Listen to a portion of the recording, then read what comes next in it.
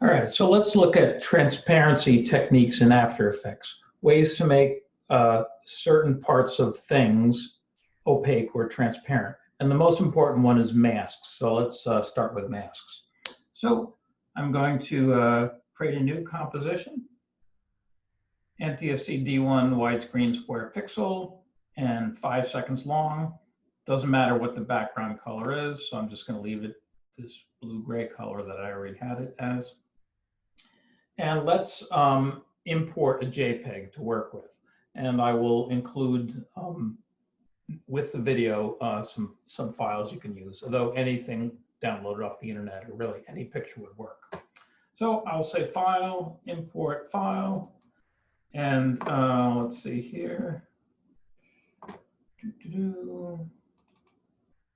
I will make, I'll use this thing, okay? And drag it down in here. And so it's just this image, and I'm going to go, I don't like this bits hanging out here, so I'm going to go S for scale and scale it up a little bit. Okay.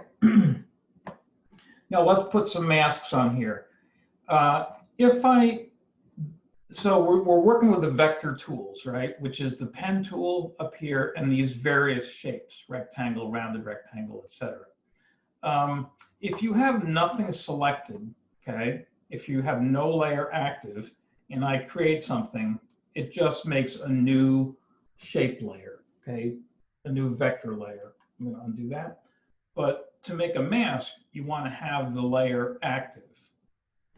And in that situation, so let's make a rounded corner rectangle over here on the right side, okay? And then it acts as a mask. So if we want to edit this thing, I could just go to the Move tool. And if I click on the edge, I can move the mask around and the picture stays in the same place, okay? If I want to scale or rotate the mask, I double click right on the edge there, okay? And it gets the little typical Adobe bounding box handles, and I can scale just by dragging on it. Or if you let your cursor hang off the corner of the bounding box handle, you can rotate it, okay? And to accept whatever transform you put in, you just hit enter, all right? And there's a third way to edit. If I am not in the mask, but in the layer itself, right? It's a little bit fidgety switching between the three ways to edit, right? But if I go and now just click on the layer, not on the mask, and drag on one of these vertices, I should be able to edit by vertex, okay? So adjust the Beziers there. Not what you normally want to do, but that is an option as well. I'll undo that. All right, so that's just creating some masks. Let's see. If you want to get rid of the mask, you can just right click on your layer and go mask and then remove all masks. And that will get rid of it. I'm going to undo that because I wanted to keep that one. Let's make another mask over on the left side here. Okay, so now let's do a circle. Okay, so you go to the ellipse tool, and if I start dragging, right, it makes a second mask on this layer. And if I want to constrain it, I'm going to hold down Shift. Right, so to constrain it to be a circle. So now if you look down here in your layer, there's two separate masks. Mask 1 and mask 2.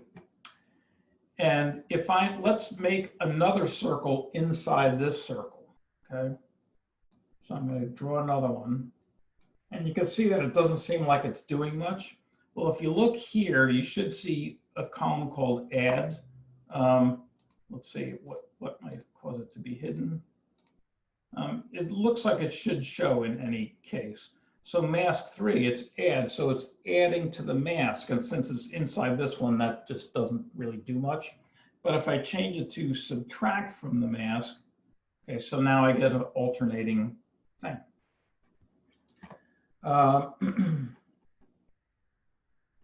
So we can make multiple masks, etc. in this way. on a layer. And layer styles, which we have looked at already. Let me go to mask 2 here. Like drop shadows and stuff will work with these. All right, even though it's like it's kind of like it's not a real object. It's like holding on an object, but it still treats it like a real thing and creates a style. Sorry. You can also do this with effects, but since we haven't really gotten to effects, everything in this effects menu area, let's just look at layer styles. So if I go to layer, layer styles, drop shadow, for example. Okay. So now there's a nice drop shadow. I can adjust the size of it.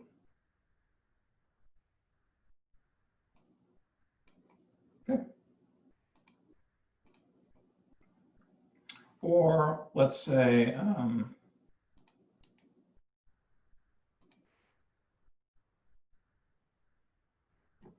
that is applying to everything.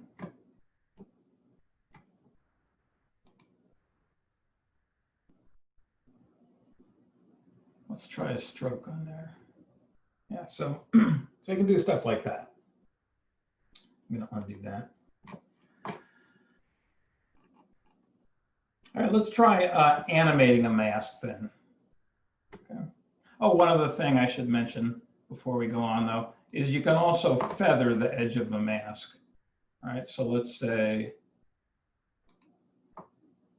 if I open up my mask, there's a few things of interest here, and what I want to look at right now is feather, so I just turn up the feathering on that. Maybe I'll turn off the layer style at the moment so we can see it better. And see how I'm making it fuzzy there. Mask 3. So that control is independent under each mask. And you can expand the mask so it's bigger and smaller, and there's a few other controls in there. All right, let's try animating a mask then. So let's make a piece of type, okay?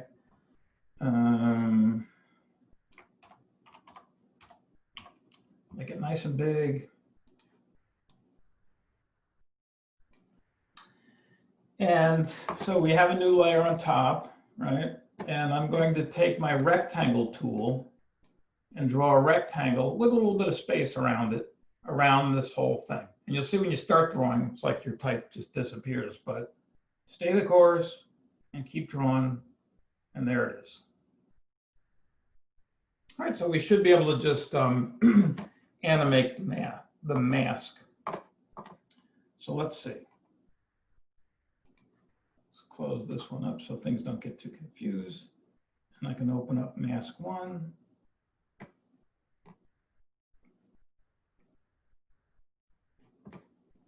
And what we're going to animate here is mask path, right? So I'm going to animate backwards. I'm going to go into, a little ways into my composition, into my timeline. So turn on mask path, right? Step 1 is to turn on a keyframing. Step 2 is go to another point in time and make sure you're in the move tool and move this thing off the screen like that. And we can reveal our type this way. All right. To make it a little bit more cooler, let's put a little feather on that mask. Okay. At the moment, when I'm turning up the feather number there, you'll notice that the vertical and horizontal both go. And I really only want the horizontal mask. And if I were to turn it up way far, the feather would leak down from the top and bottom also. So you could just uncheck this little link here and only adjust vertical or horizontal, whichever one you wanted. But if I don't turn it up so far, it's fine for this. And that looks pretty good. So let's just cumulatively keep stuff here that we'll hand in. Let's make a vignette around this scene, okay? So let's make a solid layer and then make a full frame ellipse to use as a mask, and we'll feather that, and it should work as a vignette, darkening the edges of the scene. So I'm going to go to my ellipse. Oh, actually, let's make a new solid layer first. So layer, new, solid. Okay, and this will make just an opaque layer the size of the composition. Okay, now depending on what you've been doing, it might be other sizes. I can see that mine is the same size as the comp. If you're not sure, just hit the make comp size button there. Okay, and okay. So we put a solid black layer on top of it. Now let's go up to our ellipse tool, right? And we don't have to draw an ellipse. If you double click right on the ellipse button, okay, not with the ellipse tool, but on the ellipse button, it makes a full size mask, okay? Now it's doing the opposite of what we want. I mean, it's doing what it's supposed to do, but we want to mask the outside, not the inside. So we just need to go to the mask, right? Close this guy up here. So there's our black solid layer. Right below it is mask. And I'm just going to check on invert it. Okay. And let's open up the mask and give it a little bit of a feather. And maybe turn down the opacity a little bit so it's not quite so dark.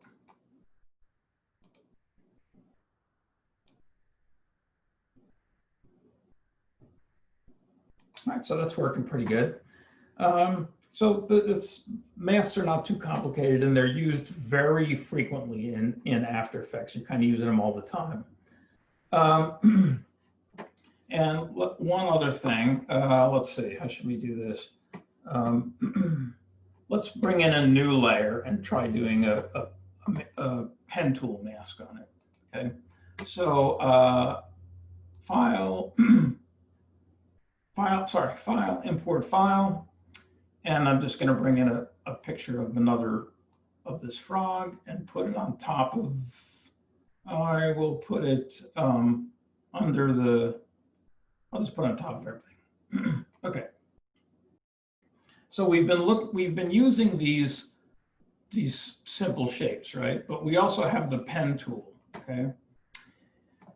So with this thing, if you've taken the basic computer graphics class with me, you've used this quite a lot, but it's the pen tool or Bezier tool, B-E-Z-I-E-R, Bezier. And it's just a way of making lines, okay, that everybody uses. And if I just click around, all right, it's not masking right away because I haven't closed it, all right. So if you click and drag, it makes a curve. And if you just click, it makes a corner point.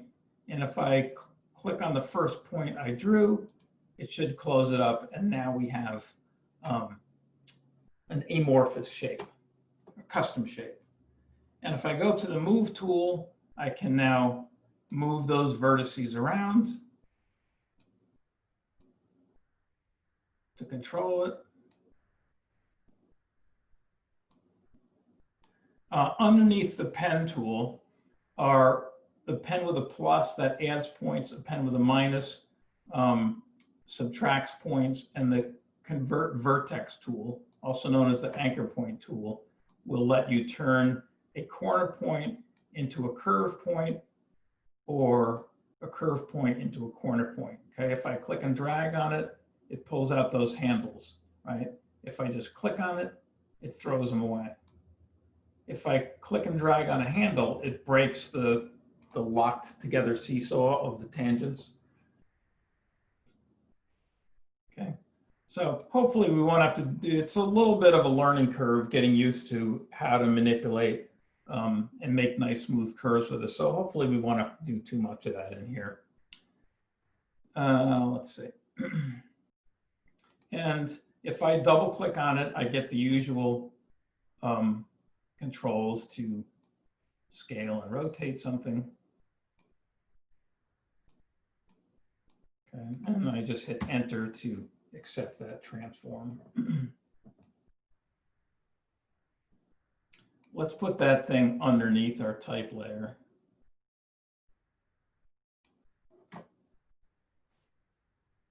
Where's the type?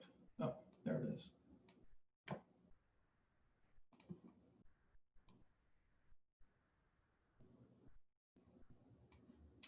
Okay, not the most beautiful composition ever made, but it just, you know, we're just trying to learn some basics about these, of masks and stuff like that. Let's render, we're going to go on to do some other stuff, but this is kind of like the key thing. So let's render this out and hand that in, okay? So as usual, composition, add to Adobe Media Encoder Q, and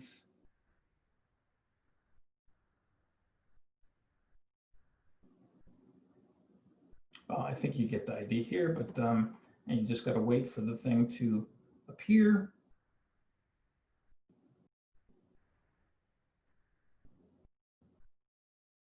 And it will, see, this is putting it on like, it's going to some default location, which is pretty much never where I want it. So the settings here are going to be fine for whatever we do in this class. And, you know, you can go into this here and change the settings and stuff for how it exports that, but you probably will never need to. But here you always want to direct that to, it's going to try to make a folder for this project in some location. I don't really know where on it, you know, it depends on your computer, but you just want to make sure that you put that, you know, in the right place. So let's say blah, blah, blah, and save. And then you have to hit the little green arrow. I think you know this stuff already. Okay, so render that thing out and let's hand that in.